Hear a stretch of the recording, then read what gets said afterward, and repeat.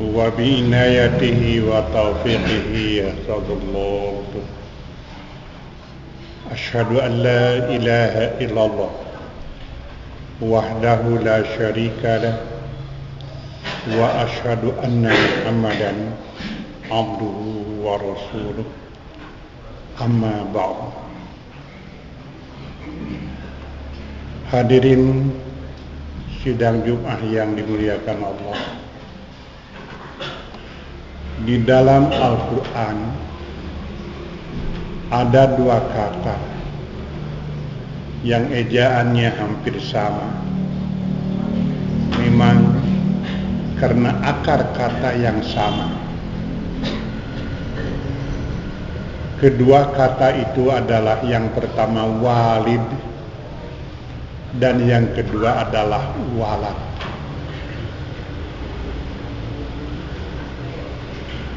Akar katanya adalah al-wiladatu, dalam arti keterkaitan antara walad dengan walid, karena ada satu kejadian yang disebut wiladah, kelahiran. Yang dilahirkan disebutnya walad, dan yang menyebabkan lahir disebutnya walid. Maka walid bisa berarti ibu, namun bisa juga berarti bapak. Maka ketika dua-duanya diungkapkan, biasanya diungkapkan dengan ungkapan walidani atau walidaini, dalam arti ibu bapak. Ketika mengungkapkan ibu dengan ungkapan yang khusus, itu disebutnya ummun. Ketika mengungkapkan ungkapan bapak secara khusus, diungkapkan abun. Kenapa? Secara hukum alam atau sunnatullah, walad lebih dekat kepada ibu, kepada ummun. Ini adalah merupakan sunnatullah, sehingga apa saja yang terjadi biasanya diungkapkan kepada ibu. Seorang anak yang ketergantungan kepada ibu disebutnya ummi, ummiyun. Namun kemudian kata-kata ummiyun menjadi ungkapan layak tubuh wa layak ro'u. Mereka yang tidak bisa membaca, tidak bisa menulis, diungkapkan dengan kata-kata ummi, seolah-olah dia bergantung kepada ibu. Kalau kita perhatikan, seorang ibu biasanya diungkapkan dengan kata-kata makhluk yang lemah. Tetapi dari sisi yang lain, ternyata ibu adalah makhluk yang kuat dan istimewa. Dapat kita bayangkan seorang ibu yang bisa mengandung selama 9 bulan. Dapat kita bayangkan tenaga yang dikerahkan selama mengandung. Disambung dengan peristiwa yang lebih hebat lagi, melahirkan. Bukan tenaga yang kecil. Ternyata bukan hanya berhenti di sana, disambung dengan menyusui. 2 tahun, bukan sedikit, bukan waktu sebentar. Jadi kalau kita hitung-hitung waktu yang dikeluarkan, tenaga yang dikeluarkan oleh seorang ibu dengan kelahiran seorang anak, 9 bulan mengandung, disambung dengan melahirkan, menyusui minimal 2 tahun, kurang lebih 3 tahun, seorang anak dilahirkan merepotkan ibunya. Namun ketika anak itu sudah dewasa, ternyata disandarkan bukan kepada ibunya, tetapi disebut anak bapaknya. Anak siapa yang pintar ini? Anak bapak anu, tidak disebut anak ibu anu. Anak siapa anak yang cantik ini? Anak bapak anu. Kenapa tidak disebut ibunya? Hemat kami ini adalah satu kehormatan bagi seorang ibu justru. Ketika anaknya disebutkan dan disandarkan kepada bapaknya bukan kepada ibunya. Kenapa dikatakan kehormatan? Disebut anak bapaknya, menunjukkan anak ini resmi mempunyai bapak yang sah. Disebut saja bapaknya. Berbeda dengan hewan. Kalau hewan disebut anak induknya, sehingga ada ungkapan seperti anak ayam kehilangan induknya. Kenapa tidak dikatakan kehilangan jagonya? Karena manusia dan pemilik ayam pun itu merasa bingung yang mana jagonya itu. Terlalu banyak. Makanya demi kemudahan disandarkan saja kepada induknya. Ini adalah ayam induknya ini. Bapaknya enggak tahu. Tetapi anak manusia terhormat. Tidak disebutkan anak ibunya, tapi anak bapaknya. Kenapa? Disinilah letak kehormatan anak manusia. Oleh karenanya jangan heran seorang bapak pada satu saat bisa menolak ini bukan anaknya.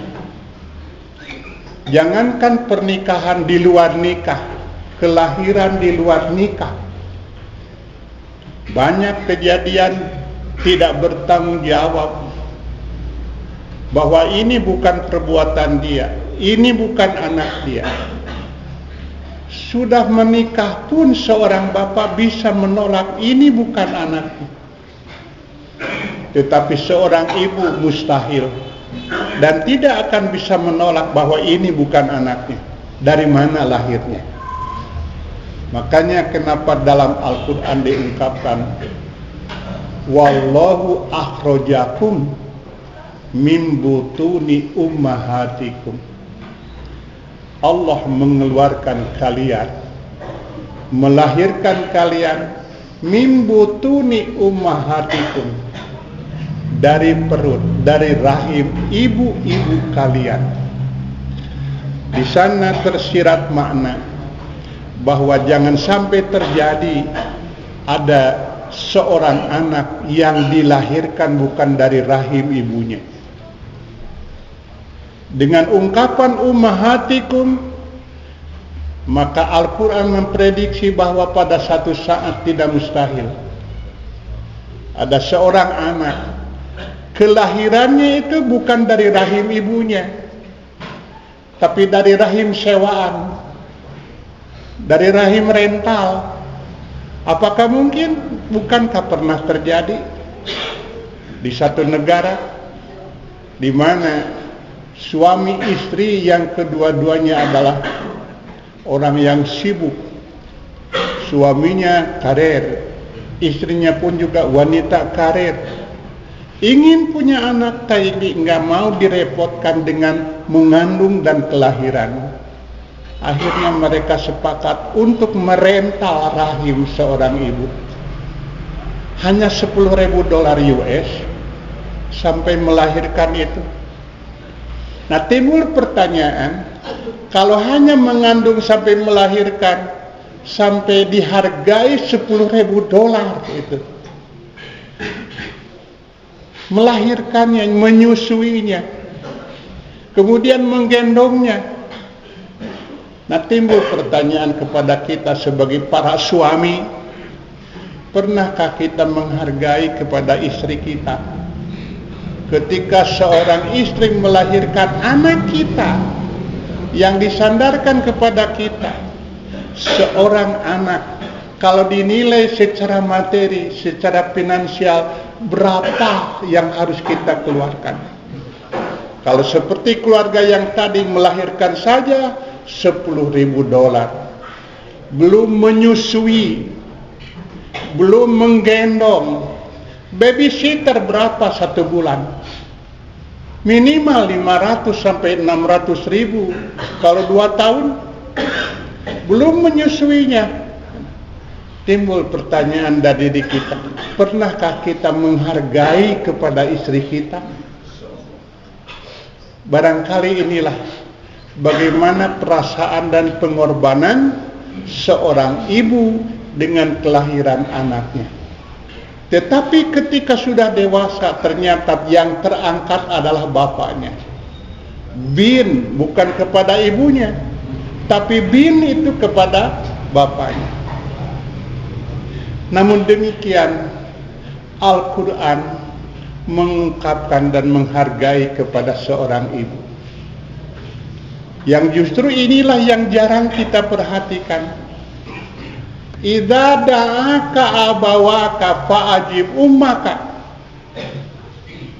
Apabila ibu bapamu bersamaan memanggilmu, fa'ajib ummaka, datangi dulu, penuhi dulu panggilan ibumu. Kenapa tidak panggilan bapamu? Tetapi kenyataan dalam kehidupan kita sehari-hari, ketika seorang bapa dan ibu mempunyai keperluan yang sama, ketika anak ini melebih dahulukan panggilan ibu, ternyata yang tersinggung dan marah bapaknya. Aku ini kan bapamu. Padahal anak ini tahu bahwa bila ibu dan bapak menyeru, lebih dahulu didatangi ibu. Kenapa ada ungkapan bahwa al-jannatu tahta aqdami ummahat? Surga ada di bawah telapak kaki ibu, bukan di bawah telapak kaki bapak. Ketika seseorang datang kepada Rasulullah, ya Rasulullah, saya punya ibu dan saya ingin berbakti kepada ibu itu, tetapi saya tidak mempunyai alat, hanya satu, tenaga. Saya ingin berbakti kepada ibu. Mulai sekarang sampai akhir hayatnya, kakinya jangan menginjak tanah. Kemana saja dia pergi akan saya gendong, seperti ibu saya menggendong saya dulu. Kira-kiranya sudah cukup terima kasih saya, bakti saya terhadap ibu saya? Kata Rasulullah, masih jauh. Tidak akan mencukupi, tidak akan memadai. Kenapa ya Rasulullah? Coba tanyakan kepada dirimu dan perhatikan kenyataannya. Ketika seorang ibu menggendong anaknya penuh harapan agar anaknya panjang umur, tetapi ketika satu saat ibunya sakit, apa yang diharapkan? Dan meskipun tidak ada harapan, sewaktu-waktu ada yang menanya, yang bagaimana ibu itu? Jawabannya apa? Ibu saya makan sudah sigat gedang asap gitu. Dianggapnya seperti gedang asap. Maksudnya jangankan ditekan, dengan angin sedikit saja bisa roboh. Ibu ketika anaknya sakit penuh harapan panjang umur, tapi ketika satu saat ibumu sakit, coba tanyakan dalam dirimu, irahanya emak teh paehna. Nah, para hadirin yang dimuliakan Allah, ternyata itulah pengorbanan orang tua, terutama ibu. Wajar kalau penghargaan dalam Al-Quran terhadap ibu lebih penghargaan terhadap bapak. Barakallahu.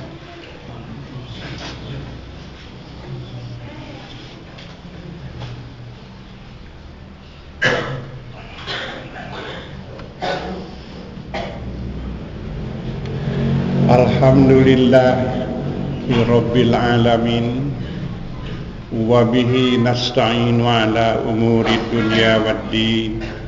Ashhadu an la ilaha illallah wa ashhadu anna Muhammadan abduhu wa rasuluh.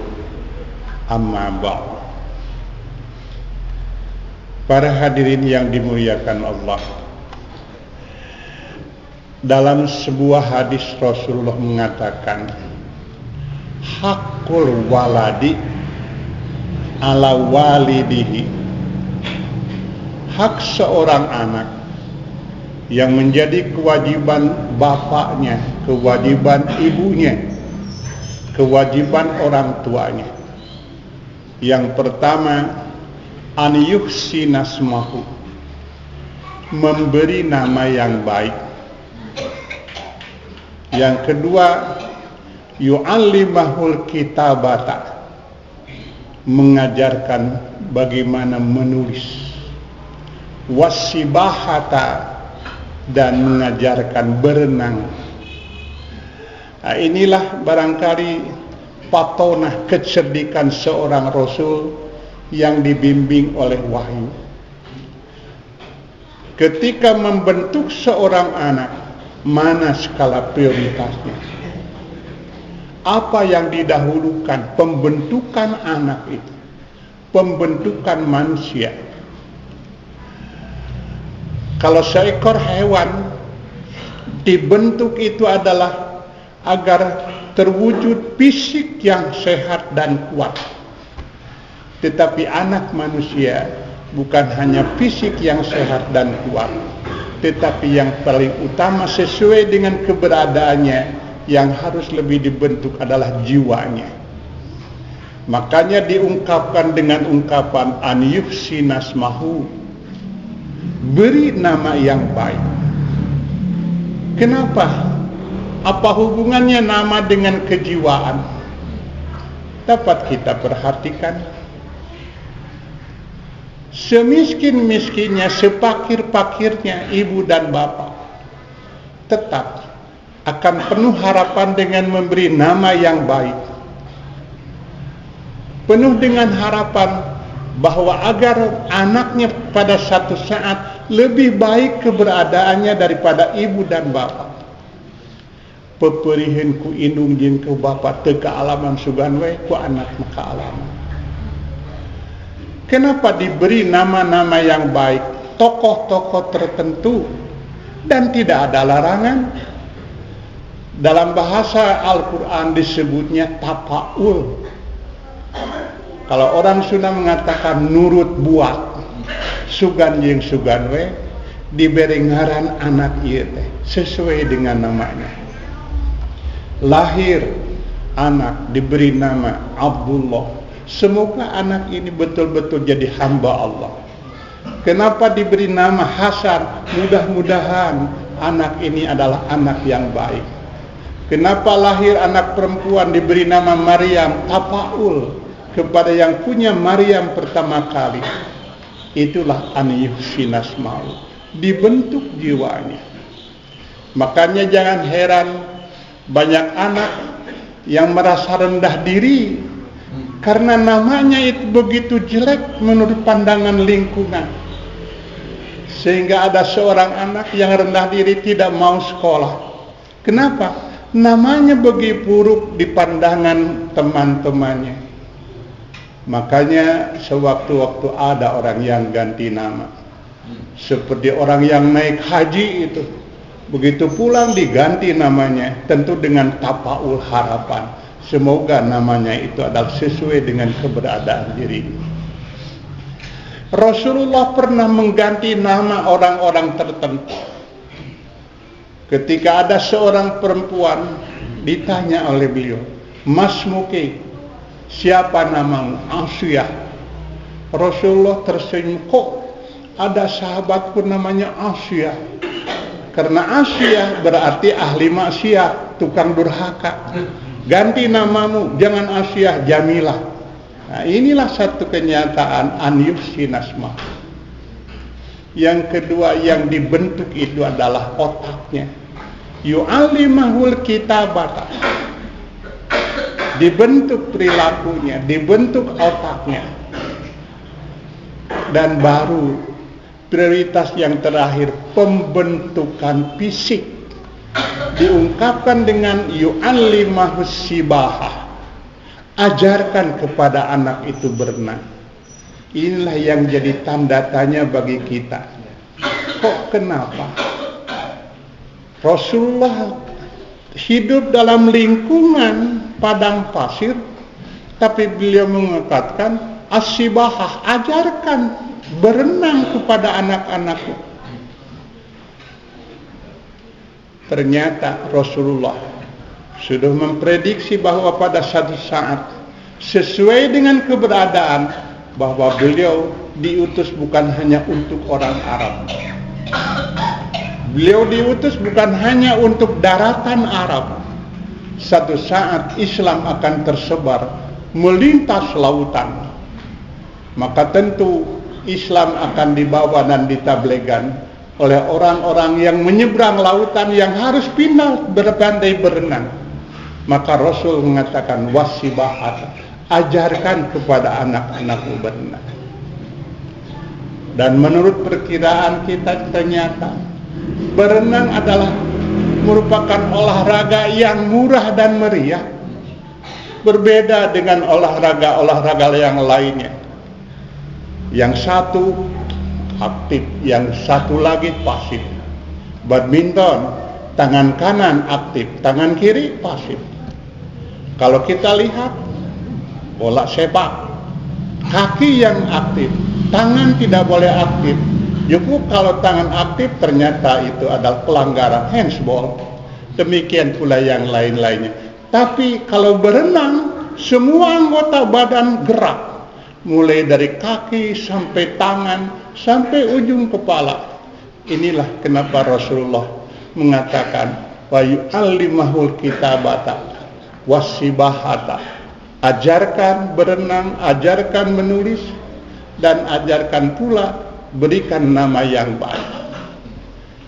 Para hadirin, kenapa demikian? Inilah agar terjadi kesinambungan yang diharapkan.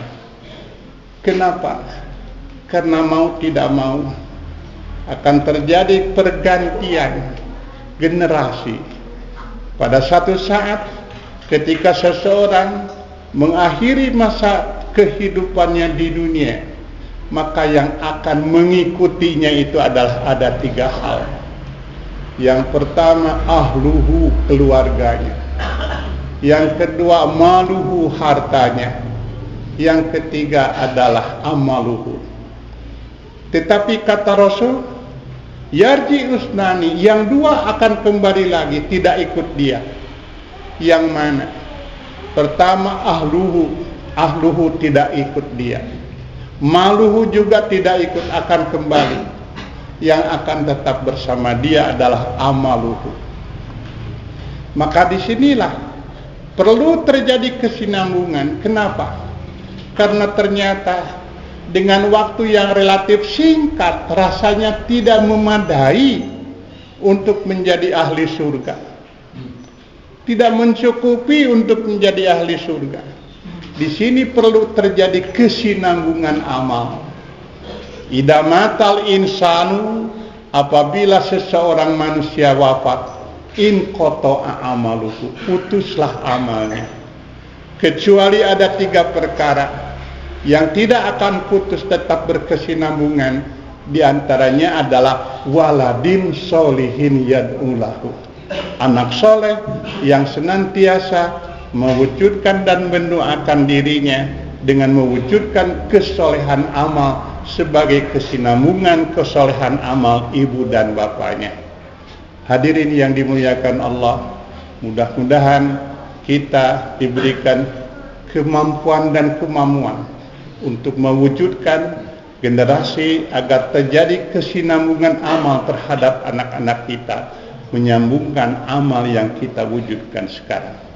Rabbana la tuzigh qulubana ba'da idh hadaitana wa hab lana min ladunka rahmah innaka antal wahhab. Aqulu qouli hadza wa astaghfirullah li wa lakum. Wassalamualaikum warahmatullahi wabarakatuh.